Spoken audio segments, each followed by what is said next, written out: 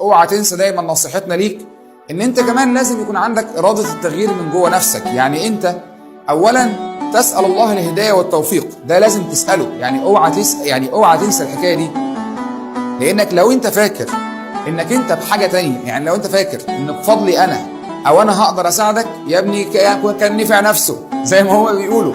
انا لا انفعك، انا ما اقدرش انفعك في حاجة. على فكرة تخيل، لا دنيا ولا اخرة، وانما ربنا سبحانه وتعالى ان اراد النفع ان هو يحصل من خلالي، فربنا سبحانه وتعالى هيهيئ النفع ده من خلالي ويوصل لك. مش بس كده، انت نفسك على المستوى العام لازم تبقى عارف انت بتعمل ايه. هدفك لازم يكون واضح، خطواتك وتنظيمك لوقتك لازم يكون واضح.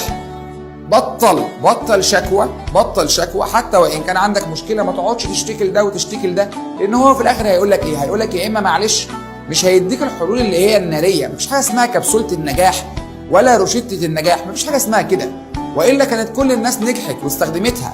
وانما يا جماعه كل واحد فينا باذن الله ناجح بطريقته، وطريقته دي اللي ربنا سبحانه وتعالى هيهديك ليها.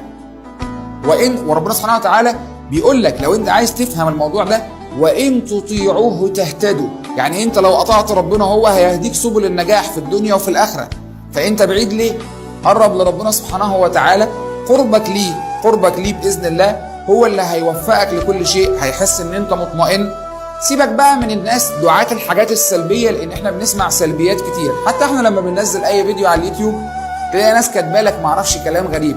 اوعى الكلام ده ياثر في نفسيتك. انا عن نفسي يجي واحد يقول لك ايه، يكتب لي كلام، خلاص يا عم احذف الكومنت ده او رد عليه رد بليغ لو عايز ترد. اما انت في النهايه ركز على هدفك، اشتغل، اجتهد. اوعى تكون فاكر ان المجهود مجهود يوم، المجهود عايز مثابره يوم واثنين وثلاثه وعشرة. واوعى تيأس وتستعجل الحصاد، تبقى انت عايز زي ما قلت لك تزرع النهارده وتحصد بكره. ده ما بيحصلش ابدا. بتزرع النهارده وتستنى سنين عشان تحصد. وإن ما حصدتش في الدنيا هتحصد في الآخرة، وإن ما حصدتش أنت هيحصد اللي بيجي من بعدك ويدعي لك على الزرعة الطيبة اللي أنت زرعتها. اوعى تنسى، اجتهد واشتغل زي ما احنا قلنا لك، ولا تنسانا من صالح دعائك. اشوفكم دايما على خير. السلام عليكم ورحمة الله.